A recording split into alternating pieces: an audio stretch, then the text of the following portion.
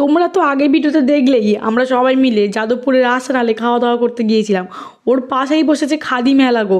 ওইখানে আমরা খাওয়া দাওয়া করতে গিয়ে দেখি যে এখানে মেলা বসেছে, চলো ঘুরে আসি।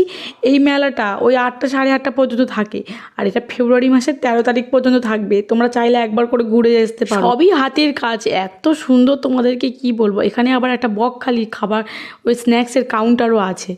আর এখানে কি সুন্দর সুন্দর সব হাতের কাছে জামা কাপড় আছে, যেন মনে হচ্ছে এক্ষুনি কিনে নিই। আর এই যে জায়গাটা, এটাই কাঠের তৈরি ট্রে, ফুলদানি, আরও অনেক কিছু রয়েছে। আমার একটা ব্যাগ পছন্দ হয়েছে এই দোকান থেকে। আবার ব্যাগটার দাম একটু হ্যান্ডমেড, তো দাম একটু বেশি বলেছিল।